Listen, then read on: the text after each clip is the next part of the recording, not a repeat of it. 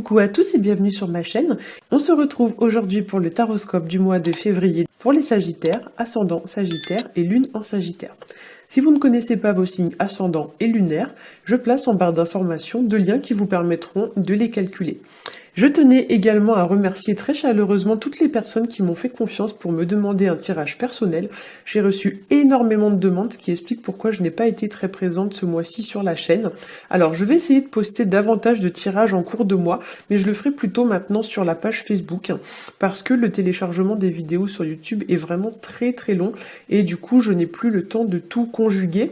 Donc les tirages privés, mon activité professionnelle, puisque les cartes c'est pas mon métier, et les tirages en cours de mois, j'ai plus assez de temps, donc je vais poster plus de tirages, mais plutôt sur Facebook. Voilà, donc n'hésitez pas à nous rejoindre sur Facebook. Je vais vous mettre en barre d'infos aussi mon adresse email, pour ceux qui voudraient connaître les conditions pour obtenir un tirage privé. Il y a des conditions voilà, que j'impose, donc envoyez-moi un message, et je vous expliquerai avec plaisir les conditions à respecter pour avoir votre tirage. Donc on va commencer tout de suite avec le tirage pour les Sagittaires. J'ai donc tiré 3 cartes du Rider Tarot Deck. La première va représenter votre situation actuelle. La deuxième va représenter les obstacles que vous rencontrerez au cours du mois. Et la troisième carte représentera l'évolution de votre situation. Ensuite, j'ai tiré 3 cartes du Tanis Lenormand qui apporteront un éclairage supplémentaire au premier tirage. Et enfin, j'ai tiré une carte du Grand Oracle de l'amour qui va venir nous éclairer sur votre vie sentimentale. Voilà, donc on va commencer tout de suite avec la première carte, c'est la carte de la lune à l'endroit. Et c'est une carte qui nous parle de stress, qui nous parle d'angoisse, d'anxiété ou de peur. Et avec cette carte, il y a l'idée quand même qu'il y a des choses qu'on garde au plus profond de nous qui peut-être nous chamboulent, nous submergent. Voilà, il y a l'idée quand même d'émotions qui sont très présentes et d'un mental aussi qui est très présent et qui, on va dire, cogite beaucoup. Voilà, ça peut représenter aussi de la nervosité, des conflits intérieurs. La lune, c'est aussi les émotions, hein, comme je l'ai dit, qui nous bouleversent, qui nous submergent et qui prennent, entre guillemets, le contrôle de notre vie, dans le sens où on a peut-être parfois du mal un petit peu à gérer nos émotions. Avec la lune, il y a aussi l'idée d'une communication qui est peut-être un petit peu difficile avec certaines personnes de l'entourage. Ça peut être des conflits, des tensions, des prises de tête, etc. Et il y a l'idée aussi, voilà, de petites déconvenues qui viennent miner un peu le moral et qui nuisent en quelque sorte à votre épanouissement, que ce soit personnel ou professionnel. La lune, c'est aussi tout ce qui est caché, tout ce que l'on découvre, alors ça peut être aussi des ragots, des secrets, des mensonges, etc. Et ce sont aussi tout ce qui est caché et qui nous blesse en fait, tout ce qui nous fait un peu, entre guillemets, du mal, qui nous plombe le moral. Et il y a l'idée quand même que c'est quelque chose qui va pas durer, hein. C'est quand même quelque chose qui va être assez passager.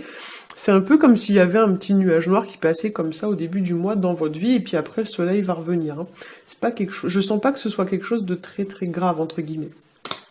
D'un point de vue un peu plus psychologique, la lune, ça représente très bien le fait de devoir retirer sa carapace et de devoir se montrer, entre guillemets, tel que l'on est vraiment. On va dire que là, on vous dit qu'il faut vous mettre à nu, au lieu de se cacher sous des faux semblants, des carapaces de protection, etc. Et ici, il y a quand même l'idée de se sentir particulièrement vulnérable dans un environnement qui parfois est hostile, ou du moins qui n'est pas propice, on va dire, à l'épanouissement personnel. Hein. Voilà. Pour certains aussi, avec cette carte, on pourrait parler de mélancolie, de tristesse, voire même d'une légère déprime. Donc attention, il s'agit d'un tirage général, donc tout le monde ne sera pas concerné forcément. Vous imaginez bien que la personne qui est Sagittaire, ascendant Sagittaire et avec la lune en Sagittaire sera peut-être plus concernée que la personne qui est seulement Sagittaire. C'est juste un exemple, voilà. Mais pour certains, j'ai l'impression que on pourrait vous parler peut-être ici que il y a des petites déconvenues qui vont vous décourager, ou voire même qui vont vous donner envie d'abandonner une situation, ou même des disputes, voilà, qui clairement vont vous tirer un peu vers le bas. Voilà. En carte d'obstacle, j'ai tiré pour vous la carte de tempérance à l'endroit, qui ici va venir nous indiquer une difficulté à retrouver son équilibre ou alors à retrouver sa paix intérieure. Ça peut indiquer aussi de la colère ou alors de l'impatience, ou plus généralement l'idée que vous avez peut-être pour certains du mal à maîtriser vos émotions et à garder votre sang-froid. Ça peut annoncer aussi en obstacle de la rancœur ou de la rancune, ou alors de la jalousie envers une personne du passé, ou encore le fait de ne pas réussir ou d'avoir du mal à pardonner à une personne du passé notamment qui peut-être vous aurait blessé. Voilà, ça indique aussi le fait peut-être que au lieu de passer à autre chose, vous ressassez cette situation sans cesse, au lieu d'avancer pour vous libérer de cette histoire. Voilà, il y a l'idée quand même avec cette carte que au lieu de regarder l'avenir et le soleil qui brille derrière vous, comme on voit bien sur la carte de tempérance, vous continuez à regarder le passé. Hein. Donc en fait, vous êtes bloqué par votre passé. Voilà. Si c'est le cas ici, on va vous indiquer que maintenant, il faut regarder devant vous et plus regarder en arrière. Hein. Quand vous conduisez, vous ne regardez pas dans le rétroviseur, vous regardez droit devant. Bah là, c'est un peu la même chose. En obstacle tempérance, ça représente aussi le manque d'énergie, ça représente la fatigue ou alors les petits bobos, donc les petits rhumes, les petites bronchites, les petites grippes, etc. Donc tout ce qui est petits problèmes de santé mais sans gravité. Ça peut représenter aussi une mauvaise communication ou alors une mauvaise entente avec l'entourage, donc collègues, amis, famille, etc. Ça peut représenter aussi tout ce qui est donc les non-dits, les faux semblants, une communication qui n'est pas épanouissante. Et tempérance en obstacle, ça peut représenter aussi une difficulté à équilibrer sa polarité masculine et sa polarité féminine. C'est-à-dire que on a tous en nous un côté masculin et un côté féminin et on a du mal à équilibrer les deux dans le sens où peut-être parfois on surréagit, on se montre plus agressif que de raison, on est trop sur la défensive. On a du mal à réagir de manière entre guillemets neutre. Voilà. Donc on est soit dans l'excès ou soit dans le manque d'affirmation. Donc peut-être que pour certains, on se laisse entre guillemets submerger par les événements. On se place en position de victime, etc., etc. Ou alors de l'autre côté, on est trop dans l'agressivité. En troisième carte, j'ai tiré pour vous la carte de l'impératrice à l'endroit, qui justement parle d'affirmation de soi, et surtout qui parle de trouver le bon équilibre entre l'excès et le manque d'affirmation. Donc, je trouve que les deux cartes rentrent très bien en résonance l'une avec l'autre. Avec cette carte, on vous encourage à trouver le juste milieu sur le plan émotionnel, à vous affirmer si nécessaire, mais de manière juste et équitable. Ici, il n'est pas question de réagir de façon agressive, brutale, sans réfléchir, etc. Il n'y a pas d'impulsivité avec l'impératrice. Hein. On vous dit qu'il faut être mesuré dans vos propos, essayer de vous mettre à la place de l'autre et chercher à le comprendre. Vous devez aussi tenir compte de ce que l'autre ressent ou a ressenti si c'est une situation qui est liée au passé. Dans l'idée comme ça de chercher à bien comprendre et à équilibrer vos deux polarités. Pour beaucoup d'entre vous, j'ai l'impression qu'on me parle ici de rancœur vis-à-vis d'une personne qui vous aurait fait du mal dans le passé, et j'ai l'impression que vous n'avez pas compris pourquoi cette personne a fait ça. En fait, vous ne vous êtes pas mis à sa place, vous voyez les choses avec vos yeux, mais pas avec les yeux de la personne. Et là, on vous dit peut-être qu'il faut chercher à comprendre le point de vue de l'autre personne.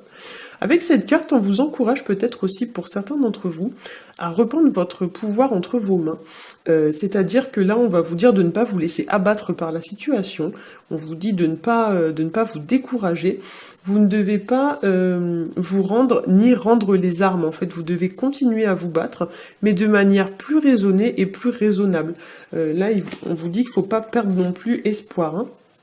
Avec cette carte, on vous encourage aussi à regarder vers le futur et pas vers le passé, hein, comme je l'ai dit tout à l'heure. On vous dit de cesser de ruminer des rancunes, des rancœurs, des conflits, etc. Parce qu'à part vous tirer vers le bas, ça vous apporte pas grand-chose. Il y a l'idée que il est temps de reprendre en main, entre guillemets, les rênes de sa vie et de partir au grand galop. Hein. L'impératrice, c'est une carte passive. Donc ici, là, elle est représentée assise, mais c'est vrai que normalement, c'est une carte qui invite quand même à l'action. Donc là, effectivement, on pourrait vous dire de prendre un temps de repos et de réflexion pour réfléchir à votre situation, de ne pas foncer tête baissée. Voilà, mais de réfléchir à l'orientation que vous souhaitez prendre dans votre vie. Entre guillemets, on vous dit de faire le point, hein, en quelque sorte. Puis, on vous demande de semer vos petites graines et d'attendre que ça pousse. Donc, cela peut prendre un certain temps. Mais ensuite, vous allez récolter ce que vous avez semé. Voilà. Donc, l'idée ici, c'est que c'est une situation qui est quand même en gestation, qui demande à être mature, à maturer, à évoluer au niveau de vos projets, etc. Mais il y a l'idée quand même de tourner la page et de passer à autre chose.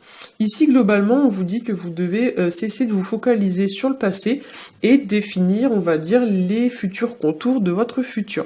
Donc là, vous devez semer vos petites graines et dans quelques temps, vous récolterez ce que vous avez semé. Voilà, mais arrêtez de vous retourner sur le passé. Au niveau du tirage au Tanis le Normand, alors ce qui est assez dingue, c'est que j'ai obtenu à peu près exactement les mêmes types d'énergie avec le Tanis le Normand qu'avec le tirage au Tarot de Marseille. Donc effectivement, c'est que le message devait quand même être assez important pour vous ce mois-ci. Alors pour la première carte, j'ai tiré pour vous la carte de la Croix. Et la carte de la Croix, c'est une carte qui parle de poids, de situation qui est pesante, qui nous tire vers le bas. Qui nous bloque aussi, hein, qui nous freine, qui nous bloque, voire même qui nous submerge, qui nous écrase et qui nous domine. Voilà. Donc ça parle aussi de quelque chose pour certains qui s'arrêtent. La croix, c'est l'arrêt de quelque chose. Hein. Voilà. Et ça peut vouloir aussi nous signifier qu'on doit tirer une croix sur quelque chose, par exemple sur votre passé, voilà, vu qu'on parle de ça depuis tout à l'heure. Ça parle aussi de situations qui ont du mal à progresser, hein, qui traînent, il y a du retard, etc. Ou de situations qui sont complètement à l'arrêt et qui sont bloquées. Ensuite, pour vous, donc j'ai tiré une deuxième carte qui est la carte de l'étoile. Hop, je vous la montre, très jolie carte d'ailleurs. C'est une carte qui parle d'espoir, qui parle d'optimisme, qui parle de garder la foi et de croire en son étoile. Voilà, qui parle aussi de révélation, de paix, de sérénité retrouvée, de joie et de situations qui étaient troubles mais qui finissent par s'éclaircir. Voilà, donc ça peut aussi parler de la résolution d'un problème ou d'avoir un regain d'énergie. Ça peut aussi parler d'une opportunité ou d'une offre, quelque chose à saisir. Hein. Voilà. Et ensuite, j'ai tiré pour vous la carte du messager, qui elle va nous parler de nouveaux départs, de mouvements vers l'avant. C'est une carte extrêmement dynamique, hein, qui souvent est associée aux bonnes nouvelles, à la fougue et au déplacement. Donc, vous voyez, on voit ici le petit facteur qui apporte des lettres. Donc, effectivement, il y a l'idée quand même d'avancer, de progresser, d'aller de l'avant, et ce, quand même, à grande vitesse. Voilà. Donc ici, avec ces trois cartes, clairement, on vous demande de tirer un trait peut-être sur tout ce qui vous pèse, tout ce qui vous bloque. On vous dit de mettre de côté ce qui est trop lourd à porter ou ce qui n'est plus nécessaire de porter, hein, ce qui n'est pas épanouissant pour vous. Et on vous dit, voilà, peut-être que ça peut passer aussi par le fait de mettre des personnes de côté, dans l'idée que peut-être il y a des gens dans votre entourage à fuir et que vous devez peut-être faire un peu le ménage. On vous dit aussi d'avancer sans perdre de vue votre objectif final, donc voir les choses sur le long terme, votre plan de carrière et de relation en fait sur le long terme, en vous concentrant uniquement sur le positif et en laissant le négatif derrière vous. Là, il y a l'idée pour moi ce mois-ci que il est temps d'en finir avec le négatif qui vous freine, il faut vraiment aller de l'avant. Hein. Avec la dernière carte du messager, on vous encourage aussi peut-être à sortir davantage, à rencontrer du monde, à faire de nouvelles rencontres. Il y a l'idée quand même de bouger avec cette carte. Hein. Donc là, effectivement, ne restez pas cloîtrés chez vous, hein, essayez de vous forcer un petit peu à sortir.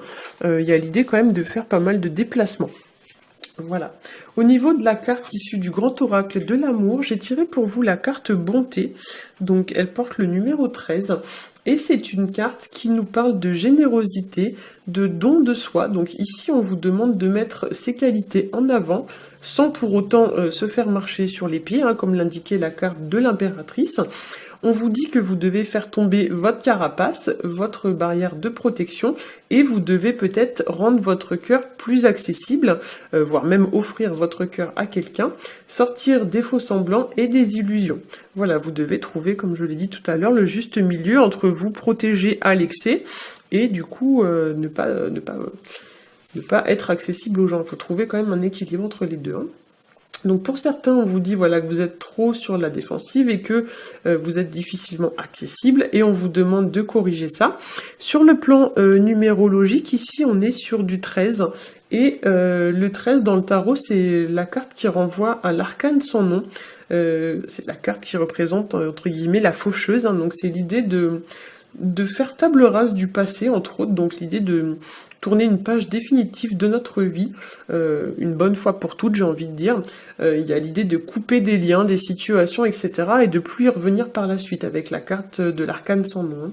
Donc pour moi, ici, on vous demande clairement ce mois-ci d'oublier le passé, et d'oser faire confiance à nouveau, oser par exemple ouvrir votre cœur sans crainte, notamment sans crainte de revivre des événements douloureux, comme ça a pu parfois être le cas dans votre passé. Voilà, vous devez vous montrer généreux. Peut-être avec cette carte aussi, on vous dit de faire des offres, offrez quelque chose, offrez une proposition, offrez à quelqu'un d'aller boire un verre, etc., etc. Peut-être il y a l'idée quand même que c'est à vous aussi de prendre quelques initiatives. Voilà, j'espère que ce tirage vous aura plu. Si c'est le cas, n'hésitez pas à liker, à partager et à vous abonner. Si vous souhaitez connaître mes conditions pour avoir un tirage personnalisé, je vous laisse me contacter. J'ai mis donc en barre d'infos toutes les informations nécessaires pour me contacter. Vous avez mon email et ma page Facebook. Je vous souhaite un très bon mois de janvier et je vous dis à bientôt.